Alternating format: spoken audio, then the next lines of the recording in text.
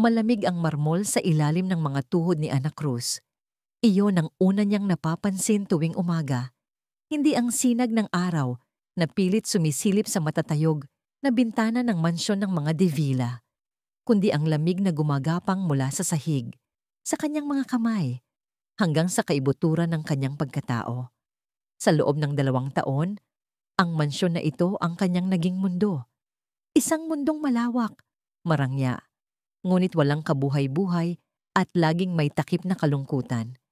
Hawak ang basahan, buong ingat niyang pinakintab ang sahig ng Grand Foyer.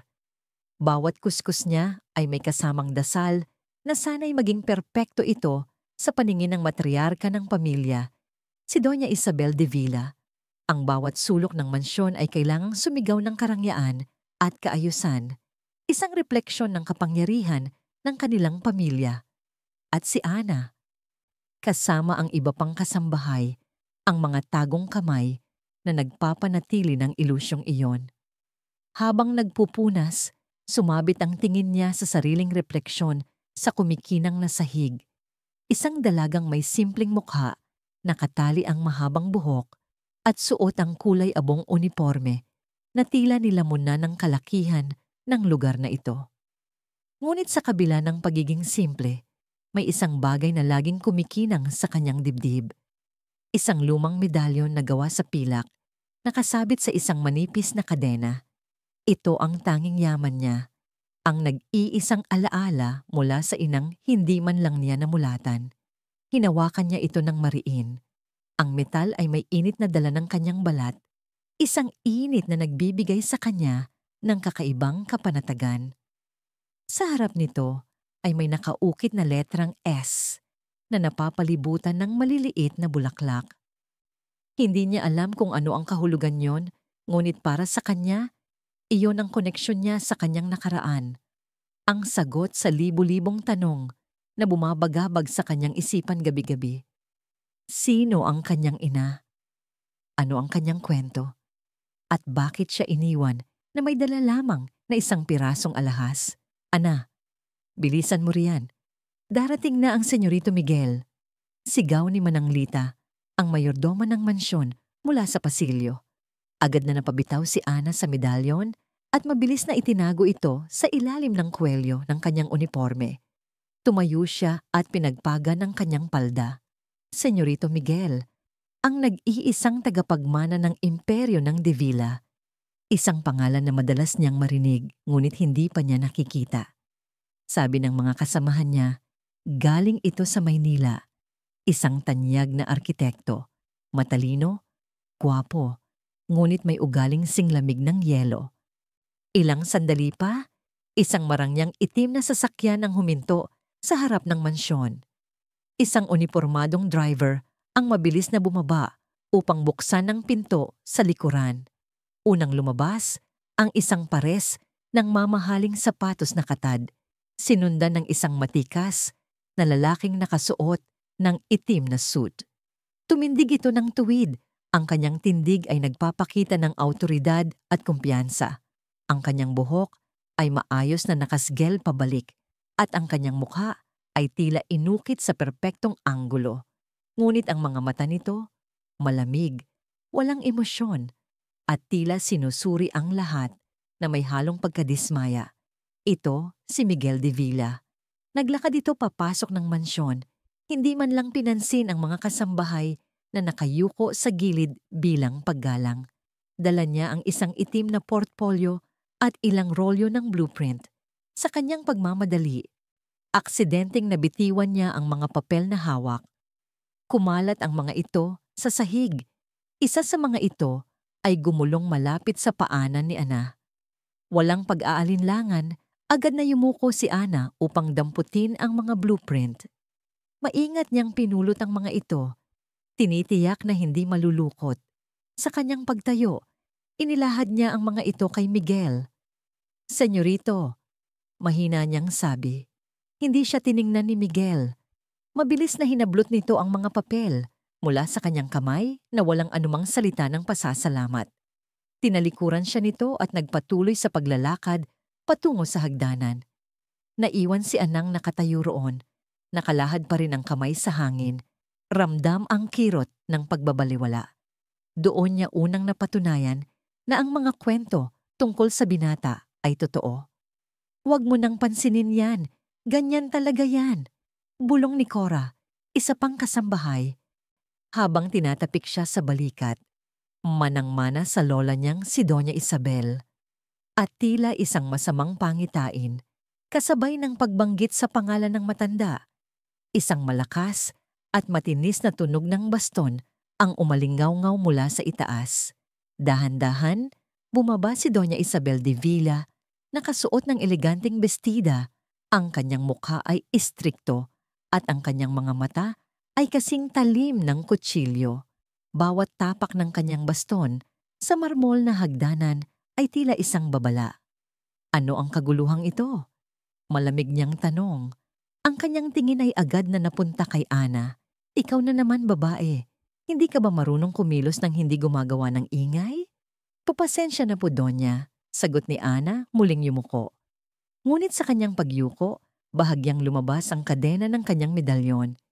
Isang maliit na kislap ng pilak ang nahagip ng mata ni Doña Isabel. At sa isang iglap, ang mukha ng matanda ay nagbago. Ang iritasyon ay napalitan ng isang bagay na mas malalim, isang pinaghalong gulat, galit at tila takot. Ano yang basura na nakasabit sa liig mo? Matigas niyang tanong. Itinuturo ang dibdib ni Ana gamit ang dulo ng kanyang baston. Napaatras si Ana, ang kanyang kamay ay agad na napahawak sa medalyon na para bang pinoprotektahan ito. Ito po ay, pamana po sa akin, Donya. Pamana! Mapanuya ang tawa ni Doña Isabel. Sino naman ang magpapamana ng ganyang kapirasong lata sa isang katulad mo? Alisin mo yan. Hindi ako nagpapahintulot ng mga walang kwentang palamuti sa mga tauhan ko sa loob ng pamamahay na ito. Ang mga salita ay tumusok sa puso ni Ana na parang mga karayom. Ang tanging bagay na may halaga sa kanya ay tinawag na basura. Nanginginig ang kanyang mga labi, ngunit hindi siya makasagot. Si Miguel, na nakatayo sa kalagitnaan ng hagdan, ay narinig ang lahat. Lumingon siya. Ang kanyang mukha ay walang mababasang emosyon. Tiningnan niya si Ana na halos maiyak. Pagkatapos ay ang kanyang lola na nagngingit-ngit sa galit. Ngunit wala siyang ginawa. Walang sinabi. Tila para sa kanya, isa lamang itong ordinaryong eksena sa mansyon. Ipinagpatuloy niya ang pag-akyat sa hagdan. Iniwan si Ana na harapin ang bagsik ng kanyang lola ng mag-isa. Habang nakatingin si Ana sa papalayong likod ni Miguel, isang malamig na katotohanan ang bumalot sa kanya. Sa mansyon ng mga De Villa, hindi lang ang sahig ang malamig, pati ang mga pusong nakatira dito. At ang sikretong nakatago sa loob ng kanyang medalyon ay tila mas malalim at mas mapanganib kaysa sa kanyang inaakala. Nanginginig ang mga kamay ni Ana habang dahan-dahan niyang tinatanggal ang kuwintas. Bawat paggalaw ay tila isang maliit na kamatayan. Ang manipis na kadena ay dumaan sa kanyang balat. At nang tuluyan na itong matanggal, isang pakiramdam ng kahubaran ang kanyang naramdaman. Hindi sa pisikal, kundi sa kaluluwa. Isinilid niya ang medalyon sa bulsa ng kanyang uniforme. Ang bigat nito ay tila mas naging doble. Isang ngising tagumpay ang sumilay sa labi ni Doña Isabel. Mabuti, tandaan mo ang lugar mo sa pamamahay na ito. Sabi nito, bago siya tuluyang tinalikuran at naglakad patungo sa hardin. Ang tunog ng kanyang baston ay nag-iiwan ng umaalingaw-ngaw na panlalait. Naiwan si Anang nakatayo sa gitna ng foyer. Ramdam ang mga mapanuring tingin ng ibang kasambahay. Mayroong awa sa kanilang mga mata, ngunit higit pa roon ay takot.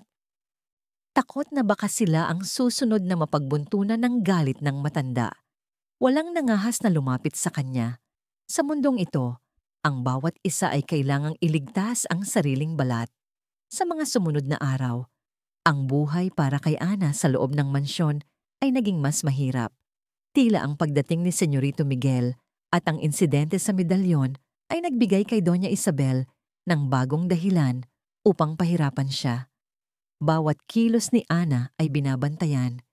Bawat gawain niya ay laging may mali sa paningin ng matanda. Kung hindi masyadong mainit ang kape, ito na may masyadong mapait. Kung hindi nakahanay ng perpekto ang mga kubyertos sa hapagkainan, ipapaulit niya ito ng paulit-ulit hanggang sa mangawit ang kanyang mga kamay. Minsan, habang nag-aayos siya ng mga bulaklak sa florera, bigla na lang itong itatapon ni Doña Isabel sa sahig. Walang kasining-sining ang ayos mo, para kang naglalagay ng mga damo sa lata. Sigaw nito, habang pinagmamasdan si Ana na isa-isang pinupulot ang mga basag na bubog at basang bulaklak. Si Ana ay hindi kumikibo. Tinitiis niya ang lahat. Ang medalyon na dati laging nakadikit sa kanyang balat at nagbibigay ng init ay nasa loob na lamang ng bulsa ng kanyang apron, malamig at tila malungkot. May kakaibang pakiramdam ng kawalan sa kanyang dibdib na hindi mapunan ng kahit ano. Ito ay higit pa sa alahas. Iyon ang kanyang pagkatao. At sa pagtatago nito, tila itinatago na rin niya ang kanyang sarili. Sa kabilang dako, si Miguel de Villa ay abala sa kanyang sariling mundo. Ang kanyang silid ay ginawa niyang pansamantalang opisina, puno ng mga arkitektural na plano, miniature models, at mga tawag sa telepono mula sa mga investor at engineer. Ang malaking proyektong resort sa Batangas ang dahilan kung bakit siya umuwi, at ito ang sumasakop sa lahat ng kanyang oras at atensyon. Wala siyang panahon para sa mga drama sa loob ng pamamahay. Ngunit kahit gaano pa siya kaabala, hindi niya maiwasang mapansin ang mga bagay-bagay. Bilang isang arkitekto, sanay siyang tumingin sa mga detalye, ang tibay ng isang pundasyon, ang daloy ng espasyo, ang paraan ng pagtama ng liwanag. At sa mansyon na ito, si Ana ay naging isang detalye na unti-unti niyang napapansin. Minsan, habang abala siya sa kanyang mga plano, sa silid-aklatan na may siwang ang pinto, narinig niya ang matinis na boses ng kanyang lola mula sa sala. Ilang beses ko bang sasabihin sa iyo na ang pagpunas ng alikabok ay mula sa itaas pababa?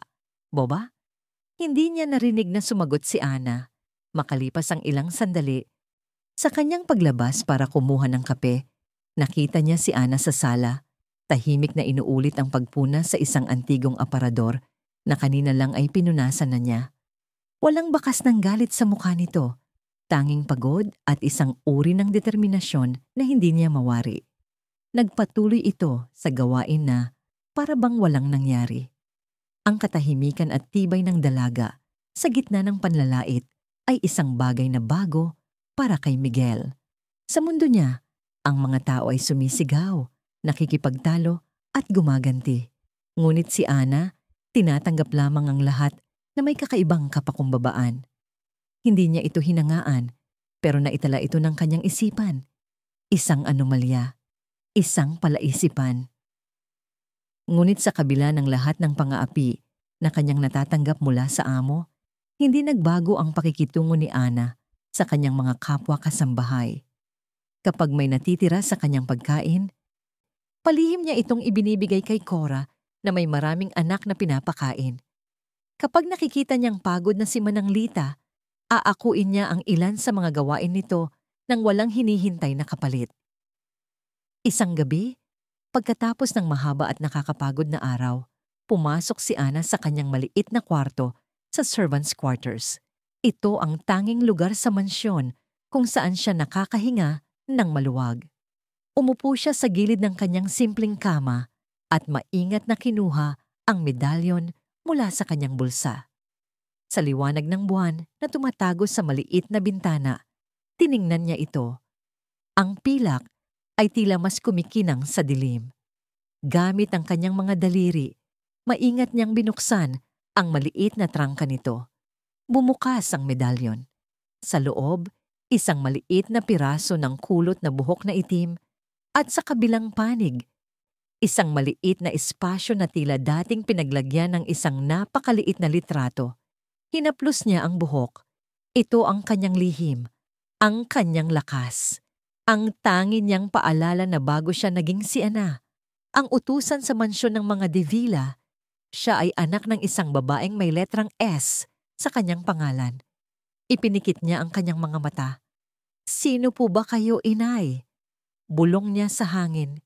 Sana, nasaan man po kayo, masaya kayo. Isinara niyang muli ang medalyon at mahigpit na hinawakan sa kanyang palad. Kahit anong hirap ang danasin niya, kahit gaano kadalas siyang laitin, hinding-hindi niya ito isusuko dahil alam niya sa kanyang puso na ang sagot sa lahat ng kanyang mga tanong at marahil ang susi sa kanyang hinaharap ay nakatago sa loob ng munting piraso ng pilak na yon. Isang gabing maalinsangan, bumuhos ang malakas na ulan na may kasamang kulog at kidlat. Ang buong mansyon ay nabalot ng katahimikan. Tanging ang bagsak ng ulan sa mga bintana at bubong ang maririnig.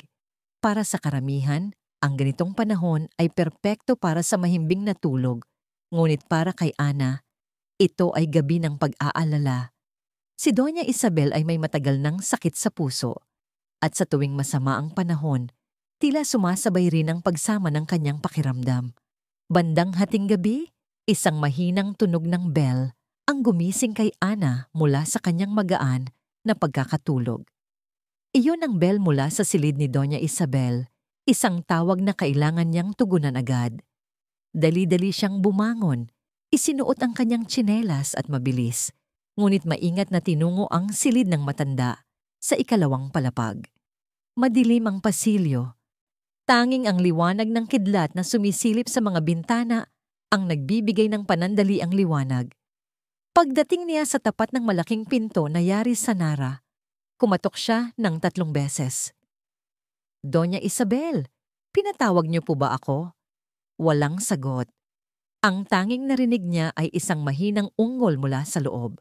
Biglang kinabahan si Ana. Hindi na siya nagdalawang isip. Dahan-dahan niyang pinihit ang seradura. Hindi ito nakalock. Itinulak niya ang pinto at bumungad sa kanya ang isang eksenang nagpatigil sa kanyang paghinga. Nakaupo si Doña Isabel sa kanyang silyang tumba-tumba malapit sa bintana, ngunit ang kanyang katawan ay nakahandusay sa isang di natural na posisyon. Ang isang kamay niya ay nakahawak ng mahigpit sa kanyang dibdib at ang kanyang mukha ay namumutla.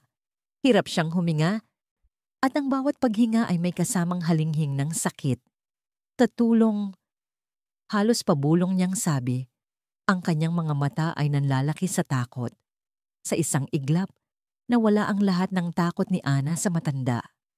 Ang nakita niya ay hindi ang malupit na donya, kundi isang matandang babae na nanganganib ang buhay. Ang kanyang pagsasanay sa first aid noong high school, na akala niya hindi niya magagamit, ay biglang bumalik sa kanyang isipan. Donya, huminahon po kayo, sabi ni Ana sa mahinahon, ngunit matatag na boses. Mabilis siyang lumapit. Manang Lita, Cora, tulong! Sigaw niya habang sinusuri ang kalagayan ng matanda. Pinahiga niya ng dahan-dahan si Doña Isabel sa sahig. Tinitiyak na tuwid ang kanyang katawan. Itinaas niya ang mga binti nito gamit ang isang unan mula sa sofa para mas dumaloy ang dugo patungo sa puso. Donya, may gamot po ba kayo para sa puso? Tanong niya. Itinuro ng matanda ang isang maliit na bote ng tableta sa ibabaw ng kanyang nightstand. Mabilis itong kinuha ni Ana at maingat na inilagay ang isang tableta sa ilalim ng dila ni Doña Isabel, gaya ng bilin ng doktor nito na narinig niya minsan. Sakto namang dumating sina Manang Lita at Cora, parehong natataranta. Diyos ko, anong nangyari? Tumawag po kayo ng ambulansya, Manang, at gisingin niyo po si Senyorito Miguel. Bilis! Utos ni Ana. Ang kanyang boses ay puno ng awtoridad na hindi pa nila narinig mula sa kanya. Habang hinihintay nila ang tulong, nanatili si Ana sa tabi ni Doña Isabel. Kinuha niya ang kamay ng matanda. Malamig ito at nanginginig. Huwag po kayong mag-alala, Doña. Darating na po ang tulong. Huminga lang po kayo ng malalim. Sa gitna ng sakit, tiningnan ni Doña Isabel si Ana. May pagtataka sa kanyang mga mata. Ang babaeng araw-araw niyang inaapi, ang babaeng tinawag niyang basura ang alaala, ay siya ngayong nagliligtas sa kanyang buhay. Ilang sandali pa, Bumukas ng malakas ang pinto.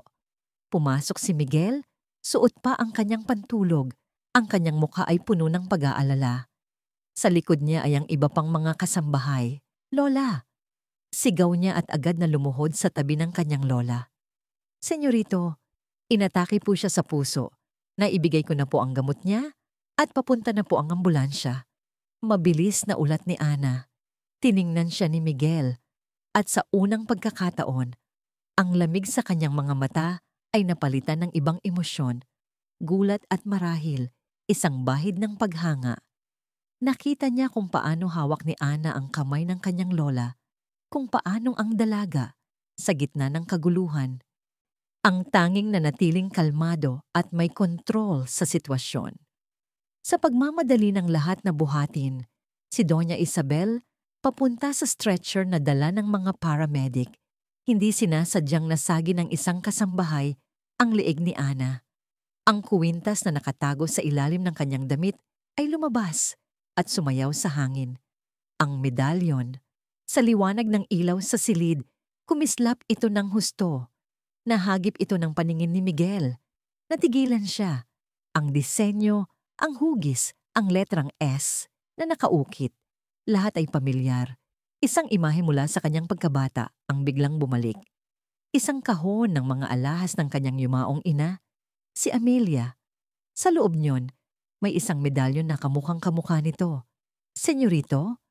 Tawag sa kanya ng paramedic na nagpabalik sa kanya sa kasalukuyan. Mabilis siyang kumilos at sumama sa ambulansya. Ngunit habang papalayo sila sa mansyon, ang imahe ng medalyon sa leeg ni Ana ay hindi maalis sa kanyang isipan. Isang piraso ng palaisipan na hindi niya alam na hinahanap niya ay biglang lumitaw sa pinaka-hindi inaasahang lugar. Sa leeg ng isang babaeng itinuturing niyang halos hindi nakikita. Naiwan si Ana sa mansyon kasama ang ibang mga tauhan. Nanginginig pa rin ang kanyang mga tuhod mula sa nangyari. Hinawakan niya ang kanyang medalyon na ngayon ay malayang nakasabit sa kanyang leeg. Hindi niya alam na ang munting kislap nito ngayong gabi ay hindi lamang nakakuha ng atensyon ng isang nagtatakang binata, kundi nagsimula na ring magbukas ng isang lihim na matagal nang nakabaon sa pundasyon ng mansyon ng mga De Villa. Lumipas ang 2 araw. Si Doña Isabel ay nanatili sa ospital para sa obserbasyon, ngunit ayon sa mga doktor, siya ay nasa maayos ng kalagayan. Ang mabilis na pag-respond at tamang first aid na ibinigay sa kanya ay naging kritikal sa pagligtas ng kanyang buhay. Ang balitang ito ay mabilis na kumalat sa buong mansyon. Bigla, ang tingin ng lahat kay Ana ay nagbago. Hindi na siya ang ordinaryong utusan na laging napapagalitan. Siya na ngayon ang bayaning nagligtas sa buhay ng kanilang matapang na amo. Ngunit para kay Ana, walang nagbago. Patuloy pa rin siya sa kanyang mga gawain ng may kaparehong sipag at katahimikan. Ang tanging kaibahan, hindi na niya itinatago ang kanyang medalyon. Tila ba ang pangyayaring iyon ay nagbigay sa kanya ng karapatan na isuot itong muli ng walang takot. Isang hapon, habang nagdidilig si Ana ng mga halaman sa hardin, isang anino ang tumabon sa kanya. Pag-angat niya ng kanyang ulo, nakita niya si Miguel na nakatayo sa kanyang harapan. Suot nito ang isang simpleng puting t-shirt at maong, malayo sa karaniwan niyang suot na suit. Tila mas naging tao ito. "Senyorito," sabi ni Ana, bahagyang yumuko. "Miguel na lang, wala tayo sa opisina," sagot nito. Ang kanyang boses ay mas malumanay kaysa dati. Sandali siyang tumahimik, tila nag-iisip ng sasabihin. "Gusto kong magpasalamat sa ginawa mo para sa lola ko. You saved her life." Ito ang unang pagkakataon na narinig ni Ana ang isang De Villa na nagpasalamat sa kanya. Nagulat siya. "Gaginawa ko lang po ang tama, si Senyor Miguel." Tumango si Miguel, ngunit ang kanyang mga mata ay hindi nakatingin sa mukha ni Ana. Nakatuon ito sa medalyon na nakasabit sa kanyang leeg. "Ang medalyon mo," sabi niya, hindi na napigilan ang sarili. "Saan mo nakuha yan?" Napahawak si Ana sa kuwintas, isang kilos na naging natural na sa kanya. Pamana po ito sa akin ng aking ina. Ang iyong ina? Tanong ni Miguel, may halong interes. Nasaan na siya ngayon? Isang bahid ng lungkot ang dumaan sa mga mata ni Ana. Hindi ko po alam. Hindi ko po siya nakilala. Sanggol pa lang po ako nang iwan niya ako sa isang ampunan. Ito na lang po ang tanging iniwan niya sa akin. Ang sagot ni Ana ay lalong nagpakunot sa noo ni Miguel. Isang inang nawawala. Isang medalyon. Ang lahat ng ito ay tila konektado sa mga alaalang pilit niyang binubuo sa kanyang isipan. Maaari ko bang makita? Tanong niya. Nag-alinlangan si Ana. Ang medalyon ay ang kanyang pinakapribadong pag-aari.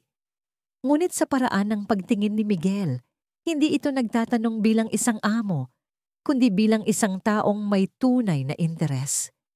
Dahan-dahan, inalis niya ang kuwintas at iniabot ito kay Miguel. Maingat na tinanggap ni Miguel ang medalyon. Hinawakan niya ito sa kanyang palad. Malamig, luma. Ngunit ang bigat nito ay pamilyar.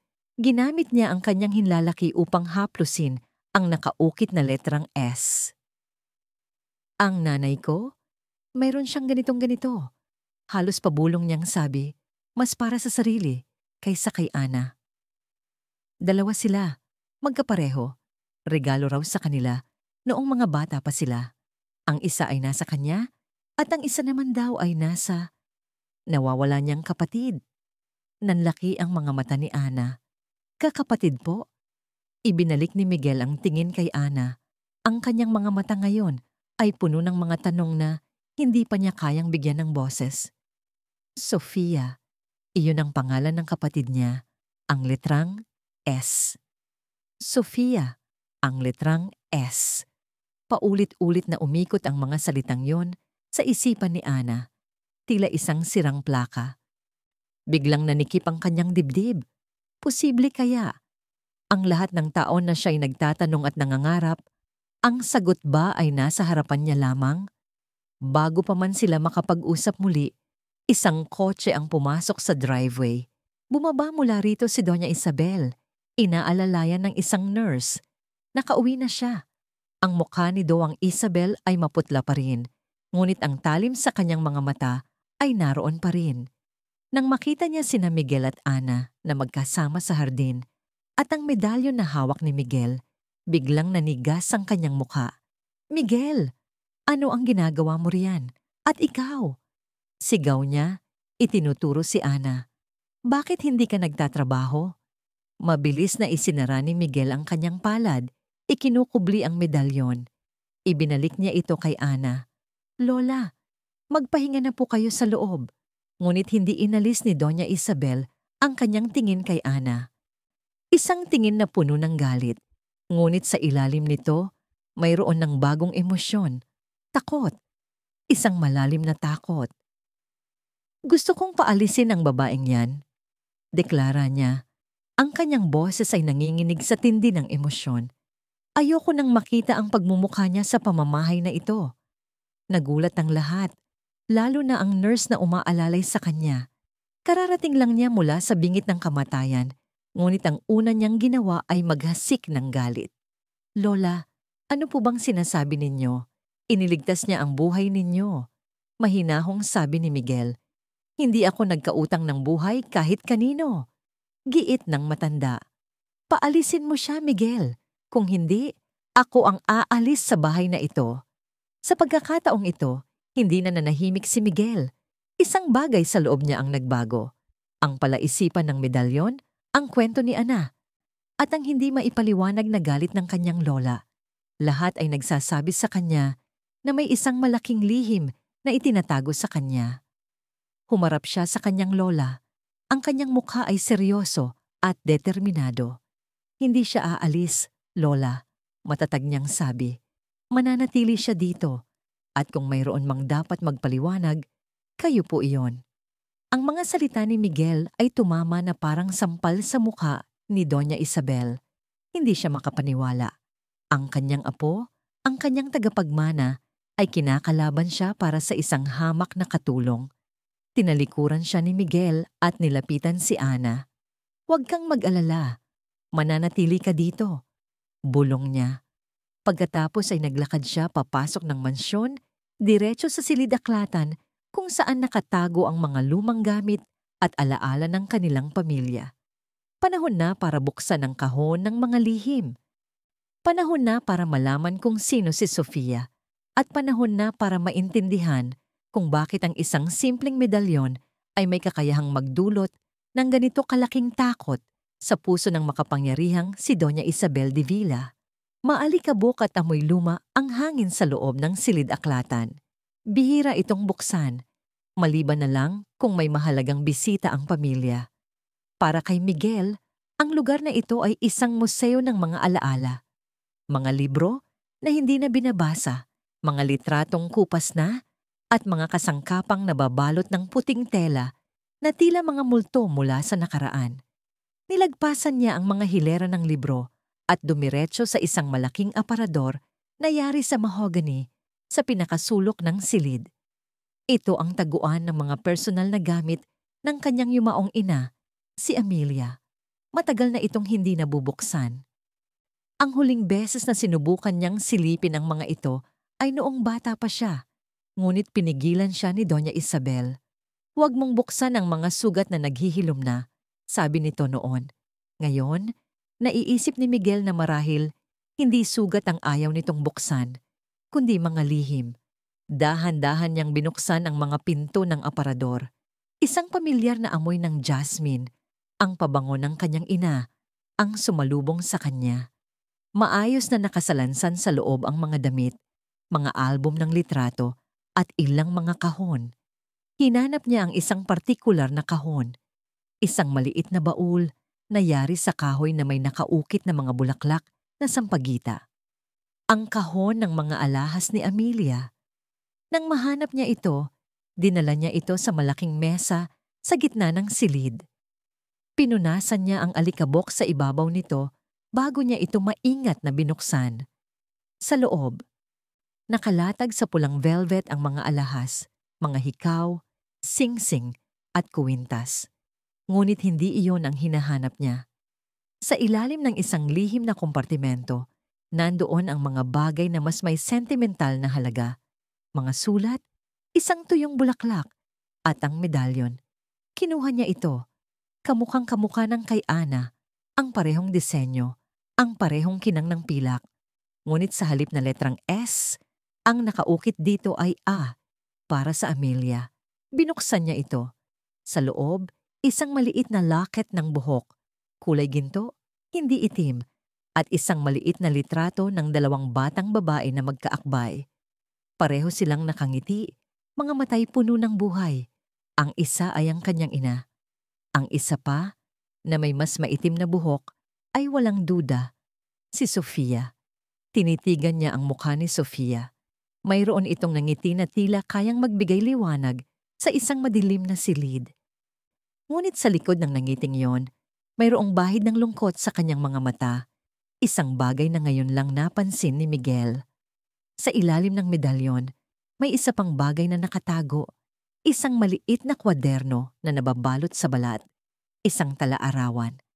Ang tala-arawan ni Amelia. Nanginginig ang mga kamay ni Miguel habang binubuksan niya ito. Ang sulat kamay ng kanyang ina ay elegante at malinis. Binasa niya ang unang pahina. "Mahal kong tala-arawan, ngayong gabi, umalis si Sofia. Pinilit siyang umalis ni Mama. Ang sabi ni Mama, isa siyang kahihiyan sa pangalan ng De Villa. Dahil nagmahal siya ng isang lalaking hindi para sa kanya. Dahil nagbunga ang pagmamahal na yon." Huminto sa paghinga si Miguel. Nagbunga? Ibig sabihin, mabilis niyang nilipat ang mga pahina, hinahanap ang karugtong ng kwento. Isang sanggol. Magkakaroon ako ng pamangkin. Ngunit hindi ito hinayaan ni Mama. Masyadong malaki ang nakataya, ang bagong kontrata sa negosyo, ang reputasyon ng pamilya. Binigyan niya si Sofia ng pera at pinalayas. Sinabi niya kay Papa na naglayas si Sofia kasama ang isang lalaki. Isang kasinungalingan. Napasabunot si Miguel sa kanyang buhok. Ang kanyang lola, ang babaeng iginagalang niya sa talino nito sa negosyo, ay may kakayahang gumawa Nang ganito kalupit na bagay, nagpatuloy siya sa pagbabasa. Bago siya umalis, ibinigay ko sa kanya ang kapares ng aking medalyon. Ang sabi ko, ito ang magiging pangako natin, na kahit saan man kami mapadpad, mananatili kaming konektado. Na balang araw, hahanapin ko siya at ang kanyang anak. Ipinangako ko, ngunit hindi ko ito nagawa. Masyado akong naduwag, masyado akong natakot kay mama. Ang lalaking minahal ni Sofia, isang makapangyarihang tao. Isang taong kasosyo ni Papa sa negosyo, isang taong may pamilya na. Iyon ang dahilan kung bakit ganito na lamang ang galit ni Mama. Hindi niya matanggap na ang kanyang anak ay naging isang kabit. Isinara ni Miguel ang talaarawan. Ang bigat ng mga salitang nabasa niya ay tila isang malaking bato na dumagan sa kanyang dibdib. Si Ana. Ang kanyang ina ay si Sofia. Ang medalyon ay ang patunay. Siya ang nawawalang anak, ang pamangkin ng kanyang ina, ang kanyang pinsan. Biglang nagkaroon ng kahulugan ng lahat. Ang hindi maipaliwanag na galit ni Doña Isabel kay Ana. Dahil si Ana, ang buhay na paalala ng isang kasalanang pilit nitong ibinabaon sa limot. Ang pagtatangka nitong palayasin si Ana upang ilayo ang katotohanan sa kanya. Ang buong buhay ni Ana na ginugol sa ampunan, sa kahirapan, habang dapat ay lumalaki siyang isang devila. Isang nag-aalab na galit ang umakyat sa kanyang puso. Galit para sa kanyang lola. Galit para sa kawalang katarungan na dinanas ni Ana at ng ina nito. Ngunit kasabay ng galit ay ang isang malinaw na determinasyon. Naunawaan na niya ngayon ang pangako ng kanyang ina. Isang pangakong hindi nito natupad. Hahanapin ko siya at ang kanyang anak. Ako ang tutupad sa pangako mo, Mama. Bulong ni Miguel sa hangin. Hawak ang talaarawan, lumabas siya ng silid-aklatan. Ang kanyang mga hakbang ay mabilis at may direksyon. Hindi na siya ang dating Miguel na walang pakialam. Ngayon, mayroon na siyang misyon. Hahanapin niya si Ana. Sasabihin niya rito ang lahat. At magkasama, haharapin nila ang babaeng nagnakaw sa kanilang nakaraan. Haharapin nila si Doña Isabel de Villa. Ang laro ng mga lihim ay tapos na. Panahon na para sa katotohanan. Gaano man ito kasakit. Natagpuan ni Miguel si Ana sa kusina. Tahimik itong nagbabalat ng patatas. Ang kanyang mga kilos ay mekanikal. Ngunit ang kanyang mga mata ay malayo ang tingin. Halatang apektado pa rin siya sa sigawang naganap kanina. Ang ibang mga kasambahay ay umiiwas sa kanya. Na para bang ang galit ni Doña Isabel ay isang sakit na nakakahawa. Ana, tawag ni Miguel. Napalingon si Ana, gulat na makita si Miguel doon. Ibababa sana niya ang hawak na kutsilyo para yumuko, ngunit pinigilan siya nito. Wag na, kailangan nating mag-usap. Sa labas, sabi niya, ang kanyang boses ay seryoso, ngunit may bahid ng hinahon na hindi pa narinig ni Ana mula sa kanya. Sumunod si Ana ng walang tanong. Naglakad sila patungo sa pinakaliblib na bahagi ng hardin, malayo sa mga bintana ng mansyon. Isang lugar kung saan may lumang gazebo na nababalot ng mga gumagapang na halaman. Umupo sila sa isang bangkong bato. Ang katahimikan sa pagitan nila ay napuno ng huni ng mga kuliglig. Huminga ng malalim si Miguel. Inilabas niya ang talaarawan ni Amelia. Ito ang talaarawan ng mama ko, panimula niya. At sa loob nito, isinulat niya ang isang kwentong matagal nang itinago sa amin. Isang kwento tungkol sa kapatid niya. Isang kwento tungkol kay Sofia. Tumingin si Ana sa kanya. Ang kanyang mga mata ay puno ng pag-aabang at kaba. Ang nanay ko at si Sofia ay hindi lang magkapatid. Sila ang matalik na magkaibigan. Pagpapatuloy ni Miguel. At mayroon silang dalawang magkaparehong medalyon bilang simbolo ng kanilang pagiging malapit. Ipinakita niya ang medalyon ni Amelia na nasa palad pa rin niya. Nanlaki ang mga mata ni Ana nang makita ang kapares ng kanyang medalyon. Totoo nga. Nagmahal si Sofia, sabi ni Miguel, Pinipili ang kanyang mga salita. Ngunit ang pagmamahal na iyon ay ipinagbawal ng pamilya namin. Lalo na ng lola ko, si Doña Isabel. Pilit silang pinaghiwalay. Pero huli na ang lahat. Nagbuntis si Sofia. Napatakip si Ana sa kanyang bibig. Ang kwento ay tila isang pelikula. Ngunit alam niyang ito ang katotohanan na matagal na niyang hinahanap. Para pagtakpan ang kahihiyan at protektahan ang pangalan ng pamilya, pinalayas ni Lola si Sofia. Binigyan niya ito ng pera at pinilit na lumayo at wag nang bumalik. Isang bakas ng sakit at galit ang gumuhit sa mukha ni Miguel. Ang batang dinadala niya, "Ikaw iyon, Ana. Ikaw ang anak ni Sofia. At ako ang anak ni Amelia. Pinsan mo ako." Ang mga salita ay tumama kay Ana na parang malakas na alon. Napuno ng luha ang kanyang mga mata. Pinsan, pamilya. Ang mga salitang inakala niyang hindi niya kailanman maririnig na may kaugnayan sa kanya. Kaya pala, bulong niya nanginginig. Kaya pala ganun na lang ang galit niya sa akin. Dahil ako ang paalala. Oo, sagot ni Miguel. At ang medalyon mo ang katibayan na hindi niya maitatago. Humagulgol si Ana. Ang lahat ng sakit, pangungulila, at pagtitiis na kinimkim niya sa loob ng maraming taon ay biglang bumuhos. Hindi ito luha ng kalungkutan, kundi luha ng paglaya. Sa wakas, may pangalan na ang kanyang pagkatao. Hindi na siya isang ulilang walang pinagmulan. Siya ay anak ni Sofia. Siya ay isang Devilla sa dugo. Umupo si Miguel sa tabi niya at sa isang kilos na ikinagulat nilang pareho. Marahan niyang inilagay ang kanyang braso sa balikat ni Ana. Isang yakap na alanganin, ngunit puno ng sinseridad. Isang yakap na nagsasabing, "Hindi ka na nag-iisa. Patawarin mo kami, Ana," sabi ni Miguel. Ang kanyang boses ay basag. "Patawarin mo ang pamilya ko sa lahat ng kasalanang ginawa nila sa iyo at sa nanay mo." Umiling si Ana habang umiiyak. "Wala kang kasalanan." Nang humupa ang kanyang mga luha, isang bagong damdamin ang pumalit. Determinasyon. Tumingala siya kay Miguel. Ang kanyang mga mata ay may bagong ningning. "Ang nanay ko, ano ang nangyari sa kanya?" tanong niya. Nagbuntong hininga si Miguel. Ayon sa tala-arawan, pagkatapos kang isilang, nagkasakit siya ng malubha. Depression, sabi ng mama. Labis siyang nalungkot sa pagkawala mo at sa pag-abandona sa kanya ng lalaking minahal niya. Hindi na nakasulat kung ano ang eksaktong nangyari. Doon natapos ang pagsusulat ng mama ko. Isang bagong sakit ang sumundot sa puso ni Ana. Ngunit kasabay nito ay ang pagnanais na malaman ang buong katotohanan.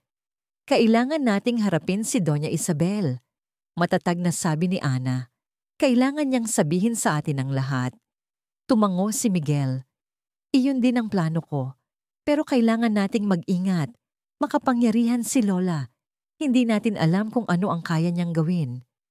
Hindi na ako natatakot, sabi ni Ana. At sa pagkakataong yon, naniwala si Miguel. Ang babaeng nasa harapan niya ay hindi na ang mahiyain at laging nakayukong katulong. Siya na ngayon ay isang babaeng may pinaglalaban. Ang karapatan ng kanyang ina at ang kanyang sariling pagkatao. Biglang isang anino ang gumalaw sa di kalayuan sa likod ng malalagong halaman. Isang tao ang nakarinig sa kanilang pag-uusap. Si Marco Reyes, ang executive assistant at anak-anakan ni Doña Isabel. Isang ngisi ang sumilay sa kanyang mga labi. Ang lihim na ito, ang sandatang matagal na niyang hinahanap para makuha ang kontrol sa yaman ng mga Devilla, ay kusa nang nahulog sa kanyang mga kamay. Hindi alam ni na Miguel at Ana na ang kanilang pag-uusap ay narinig. Hindi nila alam na ang kanilang laban para sa katotohanan ay hindi lamang laban sa isang matandang babaeng puno ng lihim, kundi pati na rin sa isang ahas na naghihintay ng tamang pagkakataon para tumuklaw. Ang laban ay nagsisimula pa lamang. Kinabukasan, ang tensyon sa loob ng mansyon ay halos hinihiwa ng kutsilyo. Si Doña Isabel ay hindi lumabas ng kanyang silid. ngunit ramdam ng lahat ang kanyang malamig na presensya. Nagbigay siya ng utos sa pamamagitan ni Manang Lita na walang sino man ang papayagang pumasok sa kanyang kwarto, lalo na si Miguel. Si Ana naman ay patuloy sa kanyang mga gawain, ngunit may bago ng kumpiyansa sa kanyang mga kilos. Ang dating laging nakayukong ulo ay ngayon nakatingala na. Ang kanyang mga mata, na dati laging umiiwas, ay kaya nang makipagsalubong ng tingin. Napansin ito ng ibang mga kasambahay. Nagbubulungan sila, nagtataka sa biglang pagbabago. Samantala, si Miguel ay hindi mapakali. Alam niyang kailangan nilang kausapin ang kanyang lola, ngunit sa pagkakakilala niya rito, hindi ito basta-basta susuko. Kailangan niya ng plano. Kailangan niya ng mas matibay na ebidensya bukod sa isang lumang talaarawan. Sa kabilang dako, si Marco Reyes ay kumikilos na sa dilim. Gamit ang impormasyong kanyang narinig, nagsimula siyang maghalungkat ng mga lumang dokumento sa opisina ng De Villa Corporation. Bilang pinagkakatiwalaang tao ni Doña Isabel, may access siya sa halos lahat ng bagay. Hinanap niya ang anumang record na may pangalang Sofia. Mga bank transfer, mga kasunduan, anumang bagay na magpapatunay sa kwento. At natagpuan niya ito, isang lumang ledger na naglalaman ng isang malaking miscellaneous expense entry mula 22 taon na ang nakalipas. Ang pera ay inilipat sa isang account na walang pangalan sa isang maliit na rural bank sa probinsya ng Laguna. Ito na yon, ang perang ginamit para patahimikin si Sofia. Ngunit hindi pa siya kontento. Kailangan niya ng alas na mas malakas pa. Isang alas na hindi lang magpapabagsak kay Doña Isabel, kundi mag-aangat sa kanya bilang tagapagligtas ng kumpanya. Nang gabing iyon, nagkaroon ng pagkakataon si Miguel. Narinig niyang bumaba si Doña Isabel para sa isang mabilis na hapunan sa maliit na dining room, isang bagay na bihira nitong gawin. Ito na ang senyales na hinihintay niya. Sinabihan niya si Ana na maghanda. Ngayon na. Kailangan nating mag-usap. Magkasama silang pumasok sa dining room. Natigilan si Doña Isabel nang makita sila, lalo na si Ana. Isang kutsara at tinidor ang hawak niya, ngunit ang kanyang mga kamay ay nanginginig sa galit. Anong ginagawa ng babaeng yan dito? Sinabi ko nang ayoko siyang makita. Lola, maupo po kayo.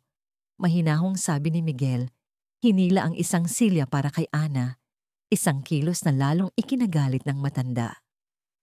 Si Ana ay hindi na lang isang katulong dito. Siya ay pamilya. Walang iya, sigaw ni Doña Isabel. Huwag mong banggitin ang salitang yan sa harapan ng isang bastarda. Huwag niyo siyang tawaging ganyan, sagot ni Miguel. Ang kanyang boses ay tumaas na rin. Alam na namin ang lahat, Lola. Alam na namin ang tungkol kay Sofia. Ang pangalan ay tumama sa matanda na parang kidlat. Nabitawan niya ang kanyang mga kubyertos. Ang kulay sa kanyang mukha ay biglang nawala. Wawala akong alam sa sinasabi mo? Pagkakaila niya, ngunit ang takot sa kanyang mga mata ay hindi maitatago. May tala-arawan si Mama, sabi ni Miguel, inilapag ito sa mesa. Nakasulat lahat dito. Ang pagpapaalis niyo kay Tia Sofia, ang pagtatago niyo sa kanyang anak.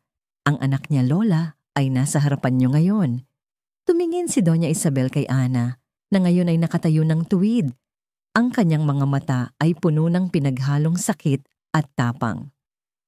Hindi ako nagsisisi sa ginawa ko, sabi ng matanda. Ang kanyang boses ay malamig at matigas, sinusubukang bawiin ang kontrol. Ginawa ko iyon para protektahan ang pamilyang ito. Si Sofia ay isang kahihiyan. Sumira siya sa isang pamilya. Pamilya? Tanong ni Ana. Sa wakas ay nagsalita. Ang kanyang boses ay nanginginig, ngunit malinaw. Anong pamilya po ang pinoprotektahan ninyo? Ang isang pamilyang itinayo sa kasinungalingan? Ipinagkait niyo po sa akin ang aking ina. Ipinagkait niyo sa akin ang karapatang makilala ang aking pinagmulan. Para saan po? Para sa pera? Para sa pangalan? Natigilan si Doña Isabel. Hindi niya inaasahan ang tapang mula kay Ana. Ang pera at pangalan ng Devila ang bumuhay sa'yo, Miguel. Sigaw niya, ibinaling ang galit sa kanyang apo. At ngayon, kakalabanin mo ako para sa kanya? Hindi ko po kayo kinakalaban, sabi ni Miguel. Hinihingi lang namin ang katotohanan. Lola, ano po ang nangyari kay Tia Sofia pagkatapos niyang umalis? Sa puntong yon, isang bagay ang nabasag sa loob ni Doña Isabel. Ang kanyang matigas na depensa ay gumuho. Ang mga alaala ng nakaraan ay bumalik. Bigla siyang napahawak sa kanyang dibdib, hirap huminga. Lola! Sigaw ni Miguel. Ang atake sa puso. Bumabalik na naman.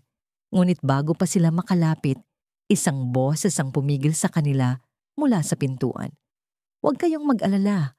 Ako nang bahala dito, sabi ni Marco Reyes, lumabas mula sa dilim. May hawak siyang telepono sa isang kamay at isang folder ng mga dokumento sa kabila. Mukhang kailangan niyo ng tulong.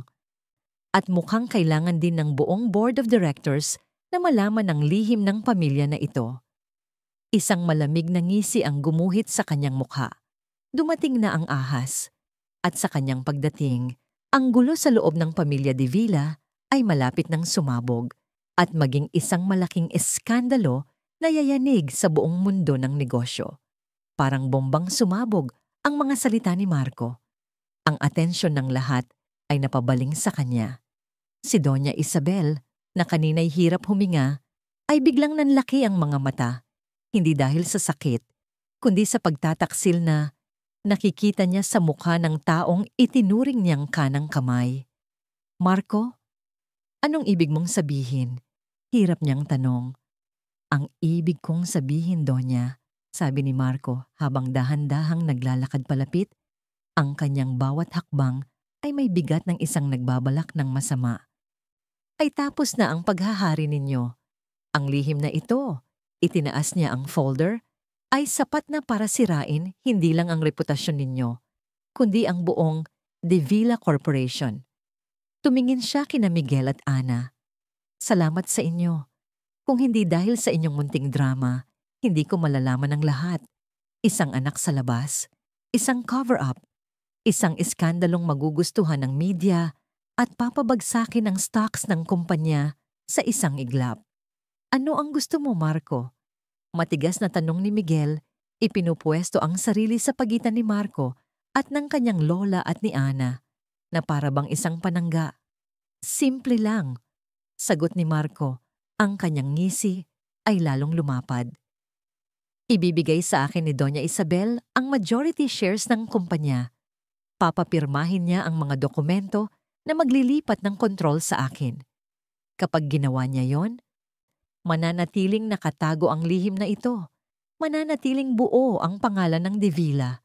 At kayong dalawa, tiningnan niya sina Miguel at Ana, ay maaaring magpatuloy sa paglalaro ng masaya ninyong pamilya. Isang napakagandang alok, hindi ba? Ito ay isang blackmail, isang tahasang pagnanakaw ng kapangyarihan. Hayop ka! Sigaw ni Miguel, handa nang sumugod, ngunit pinigilan siya ng kamay ni Ana sa kanyang braso. Huwag, Miguel. Huwag kang padalos-dalos, bulong ni Ana. Alam niyang karahasan ay hindi ang sagot. Si Doña Isabel naman ay napasandal sa kanyang silya, tila natalo. Ang babaeng minsang naging makapangyarihan at kinatatakutan ay ngayoy isang bihag sa sarili niyang pamamahay, tinatraidor ng taong pinagkatiwalaan niya. Tiningnan niya si Marco. Ang kanyang mga mata ay puno ng pait. Inalagaan kita na parang tunay na anak, sabi niya. Ang boses ay basag. At nagpapasalamat ako, Donya. Tinuruan niyo akong maging matalino sa negosyo. Sarkastikong sagot ni Marco. At ang pinakamahalagang leksyon na natutunan ko sa inyo ay ito. Gawin ang lahat, kahit gaano pa karumi, para makuha ang gusto mo. Hindi ba't yun din ang ginawa ninyo kay Sofia?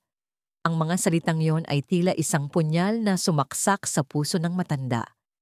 Napahawak siyang muli sa kanyang dibdib, at sa pagkakataong ito, mas malala ang atake. Ang kanyang mukha ay nangitim, at tuluyan siyang nawalan ng malay. Lola! Nagsimula ang kaguluhan. Habang si Miguel ay abala sa pag-asikaso sa kanyang lola, mabilis na tumakbo si Ana para tumawag ng ambulansya. Si Marco naman ay nanatiling kalmado sa gitna ng lahat. Sayang, mukhang hindi niya kakayanin ang pressure. Malamig niyang sabi. Pero huwag kayong mag-alala. Ang alok ko ay nakalatag pa rin. Pag-isipan mong mabuti, Miguel, ang buhay ng kumpanya o ang isang skandalo na sisira sa lahat ng pinaghirapan ng pamilya mo. Pagkasabi niyon, tumalikod siya at naglakad palabas na para bang walang nangyari, iniwan ng magulo at desperadong eksena. Sa ospital, ang pasilyo ay malamig at tahimik. Nakaupo si Miguel sa isang bench, ang kanyang ulo ay nakasandal sa pader, ang kanyang mukha ay puno ng pagkatalo. Sa tabi niya, si Ana ay tahimik na nakatayo. Hawak ang 2 tasa ng mainit na kape. Iniabot niya ang isa kay Miguel. Salamat, sabi ni Miguel, tinanggap ang kape. Ang init nito ay bahagyang nagbigay ng ginhawa sa kanyang nanlalamig na mga kamay. Hindi ito ang iyong kasalanan, Miguel, sabi ni Ana, na tila nababasa ang nasa isip nito. Kasalanan ko ito, sagot ni Miguel. Ang kanyang boses ay puno ng pagsisisi. Masyado kong pinilit si Lola. Kung hinintay ko lang sana ang tamang pagkakataon. Walang tamang pagkakataon para sa katotohanan, Miguel, sabi ni Ana. Umupo sa tabi niya. Lalabas at lalabas ito. At si Marco? Matagal na siguro niyang pinaplano ito. Ginamit niya lang tayo. Tumingin si Miguel kay Ana. Sa gitna ng lahat ng kaguluhan, sa kabila ng katotohanang nalaman niya na sisira sa kanyang mundo, naroon pa rin ito sa tabi niya. Matatag, mahinahon at puno ng pangunawa. Siya ang kanyang lakas sa mga sandaling iyon. Ano ang gagawin natin? Tanong ni Miguel. Ang tanong ay mas para sa sarili niya. Kung ilalabas ko ang katotohanan, babagsak ang kumpanya. Maraming mawawalan ng trabaho. Ang lahat ng pinaghirapan ni Mama, ni Papa, mawawala. Pero kung ibibigay ko kay Marco ang gusto niya, hahayaan kong ang isang traidor ang mamuno at parang ipinagbili ko na rin ang kaluluwa ng pamilya natin. Sandaling katahimikan ang namayani. Pagkatapos, nagsalita si Ana. Ang sabi mo, ang pangalan ng Davila ang pinoprotektahan ni Doña Isabel, sabi niya. Pero ano ba ang isang pangalan kung wala itong integridad? Ano ang halaga ng isang imperyo kung itinayo ito sa mga kasinungalingan at sakit? Tinitigan niya si Miguel ng diretso sa mata. Ang nanay ko, si Sofia, ay nawalan ng lahat dahil sa pangalan na, yan, ako, lumaki akong walang pamilya dahil dyan. Siguro panahon na para may isang Davila na piliin ang tama kaysa sa madali. Piliin ang katotohanan kahit gaano pa ito kasakit. Ang mga salita ni Ana ay tumagos sa puso ni Miguel. Tama siya.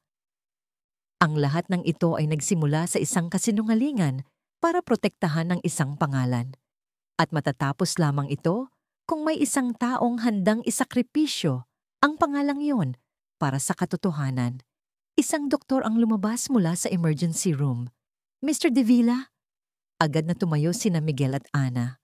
Ang lola ninyo, she's stable for now. But it was a massive heart attack. Nasa ICU siya ngayon. The next 24 hours are critical. Pagkatapos ay bumaling ang doktor kay Ana. At sa inyo, ma'am? May huling habilin siya bago siya tuluyang dalhin sa ICU. Gusto ka raw niyang makausap. Ikaw lang. Nagkatinginan sina Miguel at Ana. Parehong naguguluhan. Sa bingit ng kamatayan, sa gitna ng pagtataksil at sakit, ang taong gustong makita ni Doña Isabel ay hindi ang kanyang apo, kundi ang babaeng minsan niyang tinawag na bastarda, ang buhay na simbolo ng kanyang pinakamalaking kasalanan. Ang silid ng ICU ay napupuno ng mahinang tunog ng mga makinang sumusubaybay sa buhay. Ang bawat beep ay tila isang paalala ng kahinaan ng taong nakahiga sa kama. Nakasuot si Ana ng hospital gown sa ibabaw ng kanyang damit. Ang kanyang puso ay kumakabog ng malakas habang dahan-dahan siyang lumalapit sa kama ni Doña Isabel. Ang makapangyarihang matriarka ay halos hindi na makilala. Ang kanyang mukha ay maputla, ang kanyang buhok ay nakakalat sa unan, at napapalibutan siya ng mga tubo at wire. Ang tanging pamilyar na bagay ay ang talim sa kanyang mga mata, na ngayon ay bahagyang nakabukas at nakatuon kay Ana. Umupo si Ana sa silyang inihanda sa tabi ng kama. Walang nagsalita sa kanila sa loob ng ilang sandali. Ang katahimikan ay binasag ng hirap na paghinga ng matanda. Bakit? Bakit mo ako iniligtas? Halos pabulong na tanong ni Doña Isabel. Ang bawat salita ay isang pakikibaka. Tinutukoy niya ang unang atake sa puso nito sa mansyon. Hindi inaasahan ni Ana ang tanong. Dahil iyon po ang tama, sagot niya. Dahil nakita ko pong kailangan niyo ng tulong. Isang mapait na ngiti ang sumilay sa labi ng matanda. Kahit pagkatapos ng lahat ng ginawa ko sa'yo? Tumango si Ana. Opo. Napapikit si Doña Isabel at isang butil ng luha ang gumulong mula sa gilid ng kanyang mata. Ang unang luha na nakita ni Ana mula sa kanya. Si Sofia, sabi ng matanda, muling binuksan ng mga mata. Ang iyong ina, kamukha mo siya. Ang kanyang mga mata, ang kanyang tapang. Hinayaan lang ni Ana na magsalita ang matanda. Alam niyang mahalaga ang bawat sandali. Hindi ko siya. Kinasusuklaman pag-amin ni Doña Isabel, ang kanyang boses ay puno ng pagsisisi. Sa katunayan, minahal ko siya na parang sarili kong anak. Matalino siya, mabait, ang liwanag ng aming tahanan. Ngunit ang pag-ibig ay isang lason. Nabulag siya. Huminga siya ng malalim. Tila inaalala ang nakaraan. Ang lalaking minahal niya, asawa ko, ang iyong ama, ay ang aking asawa, si Don Alejandro. Parang isang suntok sa sikmura ang naramdaman ni Ana.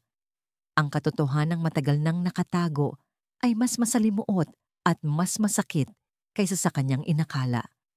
Ang lalaking ama niya ay ang asawa ng babaeng nasa harapan niya.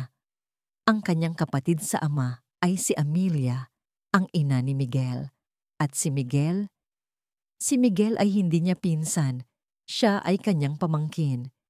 Nang malaman ko, gumuho ang mundo ko, patuloy ng matanda.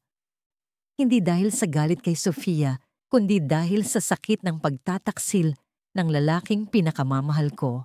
Si Sofia, bata pa siya. Naniwala siya sa mga pangako ni Alejandro na iiwan niya ako.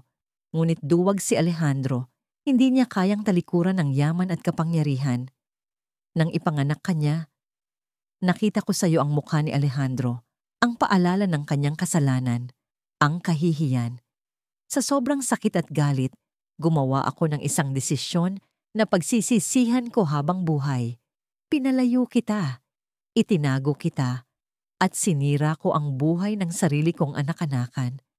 Humagulgol na ang matanda, isang tunog na puno ng sakit mula sa maraming taon ng pagkikimkim. Patawarin mo ako, anak. Patawarin mo ako sa aking kasakiman. Ang galit na dapat sanang naramdaman ni Ana ay hindi dumating. Sa halip, ang nakita niya ay isang babaeng nasaktan. Isang babaeng nagkamali dahil sa sobrang pag-ibig at sakit. Ang nakita niya ay isang biktima rin ng sitwasyon. Inabot ni Ana ang kamay ng matanda at marahan itong hinawakan. Ang kamay na dati malamig at matigas ay ngayoy marupok at nangangailangan ng habag. Pinapatawad ko na po kayo, sabi ni Ana, ang kanyang sariling mga luha ay dumadaloy na. Si Marco, sabi ni Doña Isabel, ang kanyang paghinga ay lalong bumibigat. Huwag mong hahayaang makuha niya ang kumpanya. Sa loob ng safe, sa ilalim ng aking kama, may isang kahon. Kunin mo, ibigay mo kay Miguel. Nandoon ang lahat ng ebidensya laban kay Marco. Ang tunay na testamento. Ang mga makina ay nagsimulang mag-ingay ng mas mabilis. Doña Isabel, sabihin mo kay Miguel, mahal ko siya. At sabihin mo sa kanya, Patawarin niya ako. At ikaw, Ana, ikaw ay isang Devila. Huwag mong kalimutan. Iyon ang kanyang mga huling salita. Ang kanyang mga mata ay pumikit at ang kanyang kamay sa pagkakahawak ni Ana ay lumuwag.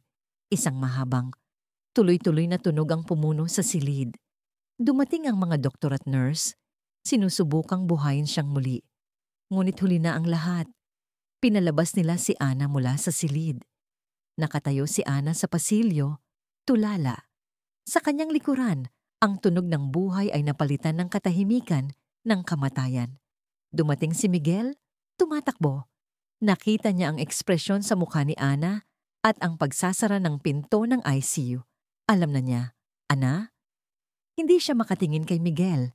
Paano niya sasabihin? Paano niya ipapaliwanag ang lahat? Lumapit si Miguel at niyakap siya. Sa balikat nito, tuluyan nang bumuhos ang lahat ng emosyon ni Ana. Umiyak siya para sa inang hindi niya nakilala, para sa lola na huli na niyang naunawaan, para sa pamilyang nawasak bago pa man mabuo, at para sa bigat ng huling habilin na iniwan sa kanyang mga kamay. Ang reyna ay patay na. Ngunit bago siya na maalam, ipinasa niya ang korona. Hindi kay Marco, hindi kay Miguel, kundi sa babaeng minsan niyang itinuring na basura. Ipinasa niya ang susi para iligtas ang kahariang siya mismo ang muntik ng magwasak. At ngayon, nasa kamay na ni Ana at Miguel ang desisyon kung paano ito muling itatayo mula sa mga abo ng kasinungalingan. Ang lamay para kay Doña Isabel de Villa ay marangya at solemne. Isang pagtitipon ng mga pinakamayayaman at makapangyarihang tao sa bansa. Lahat sila ay nag-aalok ng kanilang pakikiramay kay Miguel, ang nag-iisang tagapagmana. Si Marco Reyes ay nandoon din. Ang kanyang mukha ay isang perpektong maskara ng kalungkutan, ngunit ang kanyang mga mata ay may kislap ng tagumpay. Para sa kanya, ang pagkamatay ni Doña Isabel ay ang huling hadlang sa kanyang plano. Si Ana ay nasa likuran lamang, kasama ng ibang mga tauhan ng mansyon, tahimik na nagmamasid. Marami ang nagtataka kung bakit siya naroon, ngunit walang nangahas na magtanong. Sa mga mata ng mundo, siya ay isa pa ring katulong. Pagkatapos ng libing, isang emergency board meeting ang ipinatawag ni Marco. Ito na ang araw ng kanyang koronasyon. Pumasok siya sa boardroom ng De Villa Corporation na may kumpiyansa, dala ang mga dokumento na magpapatunay ng kanyang karapatan. Base sa isang huling kasunduan, di umano na pinirmahan ni Doña Isabel. Nandoon na ang lahat ng miyembro ng board, kasama si Miguel na nakaupo sa dulo ng mesa. Ang kanyang mukha ay hindi mabasa. Bago tayo magsimula, sabi ni Marco, inilapag ang kanyang mga papeles sa mesa. Nais kong ipaalam sa inyo na bago pumanaw si Doña Isabel, nagkaroon kami ng kasunduan na ilipat sa akin ang pamamahala ng kumpanya upang masigurado ang katatagan nito. Narito ang mga... Hindi iyan ang mangyayari, Marco. Isang boses ang pumutol sa kanya. Lahat ay napalingon sa pintuan. Pumasok si Ana Cruz. Hindi na siya nakasuot ng uniforme, kundi isang simpleng itim na bestida. Ang kanyang lakad ay may bigat at determinasyon. Sa likod niya ay ang abogado ng pamilya de Villa. Anong ginagawa mo dito? Galit na tanong ni Marco. Walang lugar ang mga katulong sa meeting na ito. Nagkakamali ka, sabi ni Miguel. Sa wakas ay nagsalita. Si Ana ay hindi isang katulong. Siya ay narito bilang isang miyembro ng pamilya de Villa, isang bulungan ang kumalat sa silid. At may dala siyang isang bagay na mas may bigat kaysa sa mga pekeng papeles mo. Dagdag ni Miguel. Inilapag ng abogado sa mesa ang isang maliit, antigong kahon na yari sa kahoy. Ang kahong binanggit ni Doña Isabel. Ano yan? Tanong ni Marco, halata ang kaba. Ito ang tunay at huling testamento ni Doña Isabel de Villa, sabi ng abogado. Isinulat niya ito ilang buwan na ang nakalipas at idineposito sa akin para sa kaligtasan. Binuksan niya ang kahon. Sa loob, bukod sa testamento, ay isang folder na naglalaman ng lahat ng ebidensya ng mga illegal na transaksyon ni Marco, mga kickback, pandaraya sa mga kontrata, lahat ng ginawa niyang pagnanakaw sa kumpanya sa likod ni Doña Isabel. Binasa ng abogado ang pinakamahalagang bahagi ng testamento. At dahil sa mga kasalanang nagawa ko sa aking nakaraan, itinatama ko ngayon ang lahat. Kinikilala ko si Ana Cruz, ang anak ng yumaong si Sofia Reyes at ng aking yumaong asawa, si Don Alejandro de Villa, bilang aking anak sa dugo at sa batas. Sa kanya, ipinamamana ko ang 50%, 50% ng lahat ng aking ari-arian, kasama na ang shares sa De Villa Corporation. Kung kanina ay bulungan lang, ngayon ay isang malakas na hiyawan ng gulat ang pumuno sa silid. Si Ana, ang katulong, ang siyang pinakamalaking tagapagmana. Ang natitirang 50%, 50% ay mapupunta sa aking apo, si Miguel de Villa, at si Marco Reyes. Dahil sa kanyang pagtataksil, ay tinatanggalan ko ng lahat ng posisyon at karapatan sa kumpanyang ito. Namutla si Marco. Hindi totoo yan. Gawa-gawa niyo lang yan. Lahat ng ito ay legal at napatunayan na, sabi ng abogado. Inilapag ang mga ebidensya laban kay Marco. At may mga pulis na naghihintay sa iyo sa labas, Mr. Reyes. Sa isang iglap, ang mundo ni Marco ay gumuho. Ang kanyang mga pangarap ay naging abo. Habang isinasama siya ng mga pulis palabas, ang kanyang mga mata ay puno ng galit na nakatuon kay Ana, ang babaeng minaliit niya na siyang naging dahilan ng kanyang pagbagsak.